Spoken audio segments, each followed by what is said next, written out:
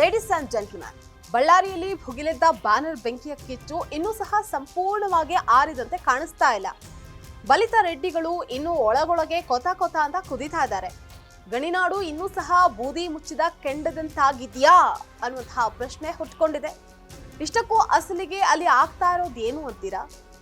ವೀಕ್ಷಕರೇ, ನೆಲ ಜಲ ಭಾಷೆಗಾಗಿ ಪ್ರಾಮಾಣಿಕ ಪತ್ರಿಕೋದ್ಯಮ, ನೀವು ನೋಡ್ತಾ ಇದ್ದೀರಾ ಫೋಕಸ್ ಟಿವಿ. ನಾನು ನಿಶ್ಚಿತಾ.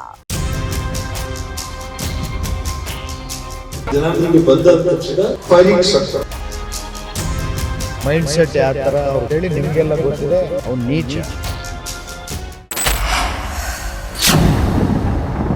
ಬಳ್ಳಾರಿಯ ಬಲಿತ ರೆಡ್ಡಿಗಳ ಬ್ಯಾನರ್ ಬಡಿದಾಟದ ಅಗ್ನಿ ಜ್ವಾಲೆಯಲ್ಲಿ ಬಡಪಾಯಿ ರಾಜಶೇಖರ್ ರೆಡ್ಡಿ ಅಸುನೀಗಿದ್ದ. ಇದರಿಂದಾಗಿ ರಾಜಕೀಯ ಸಂಘರ್ಷ ಕಾವೇರಿತು. ಯಾವ ಕ್ಷಣಕ್ಕೆ ಏನಾಗತ್ತೆ ಅನ್ನುವಂತಹ ಆತಂಕ ಎಲ್ಲೆಲ್ಲೂ ಸಹ ಮನೆ ಮಾಡಿತ್ತು.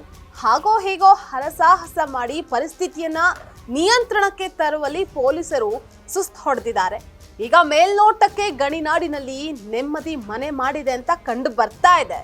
ಆದ್ರೆ ವಾಸ್ತವವಾಗಿ ಬಳ್ಳಾರಿಯಲ್ಲಿ ಬಲಿತ ರೆಡ್ಡಿಗಳ ಮನೆಗಳಲ್ಲಿ ಮಾತ್ರ ಆಕ್ರೋಶದ ಜ್ವಾಲೆಯ ಕಿಚ್ಚು ಸಂಪೂರ್ಣವಾಗಿ ಆರಿಲ್ಲ. ಒಳಗೊಳಗೆ ಮಸಲತ್ತನ್ನ ಮಾಡ್ತಾ ಇದ್ದಾರೆ. ಬಳ್ಳಾರಿಯ ಬಲಿತ ಶಾಸಕ ಭರತ್ ರೆಡ್ಡಿ ಹಾಗೆ ಬಳ್ಳಾರಿಯವರೇ ಆದ ಕೊಪ್ಪಳದ ಗಂಗಾವತಿ ಶಾಸಕ ಜನಾರ್ದನ ರೆಡ್ಡಿ ನಾನಾ ನೀನಾ ಅಂತ ಇನ್ನೂ ಪ್ರತಿಷ್ಠೆಗೆ ಬಿದ್ದಿದ್ದಾರೆ. ಅವಕಾಶ ಸಿಕ್ಕಾಗ ಒಂದು ಪಾಠ ಕಲಿಸ್ಬೇಕು ಅಂತ ಪರಸ್ಪರ ಮಸಲತ್ತನ ಮಾಡ್ತಾ ಇದ್ದಾರೆ. ಮುಂದಿನ ಚುನಾವಣೆಯಲ್ಲಿ ಪರಸ್ಪರ ಪಾಠ ಕಲಿಸೋದಕ್ಕೆ ಬಲಿತ ರೆಡ್ಡಿಗಳು ಈಗಲಿಂದಲೇ ಸಿದ್ಧತೆಯನ್ನ ಮಾಡ್ಕೊಂಡಿದ್ದಾರೆ. ಬಳ್ಳಾರಿಯಿಂದಲೇ ಚುನಾವಣೆ ಅಖಾಡಕ್ಕಿಳಿಯೋದಕ್ಕೆ ಜನಾರ್ದನ ರೆಡ್ಡಿ ಭಾರಿ ಸಿದ್ಧತೆಯನ್ನ ಮಾಡ್ಕೊಂಡಿದ್ದಾರೆ. ಅದೇ ರೀತಿ ಜನಾರ್ದನ ರೆಡ್ಡಿ ಅವರು ಬಳ್ಳಾರಿಯ ಅಖಾಡದಲ್ಲಿ ಸ್ಪರ್ಧೆ ಮಾಡದಂತೆ ತಡೆಯೋದಕ್ಕೆ ಭರತ್ ರೆಡ್ಡಿ ಕೂಡ ತಮ್ಮದೇ ಸಿದ್ಧತೆಯಲ್ಲಿದ್ದಾರೆ.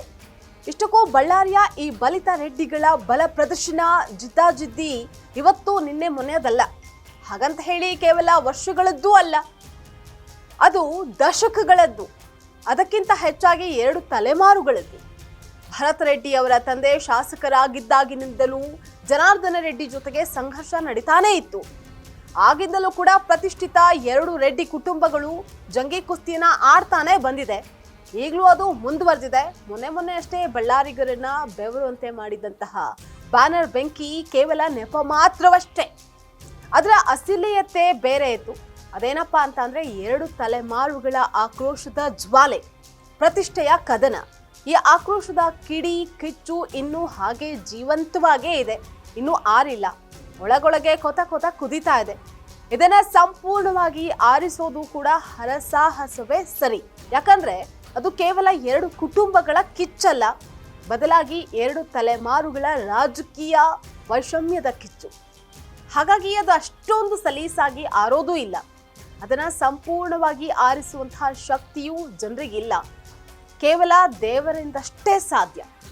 ಒಟ್ಟಾರೆ ಕಾಂಗ್ರೆಸ್ ಬಿಜೆಪಿ ನಾಯಕರ ಒಬ್ಬರ ಮೇಲೊಬ್ರು ಮಸಲತ್ತು ಮಾಡ್ತಾನೆ ಬಂದಿದ್ದಾರೆ. ಬಳ್ಳಾರಿಯ ಬಲಿತ ರೆಡ್ಡಿಗಳ ಆಕ್ರೋಶದ ಅಗ್ನಿಜ್ವಾಲೆ ಮತ್ತೆ ಯಾರನ್ನ ಹಾನಿ ಮಾಡದಂತಿರಲಿ, ಕೇವಲ ಬಲಿತವರ ರಾಜಕೀಯ ನೆಲೆಗಾಗಿ ಬಡಪಾಯಿಗಳ ಬಲಿ ಪಡೆಯದಂತಿರಲಿ ಅಲ್ವಾ?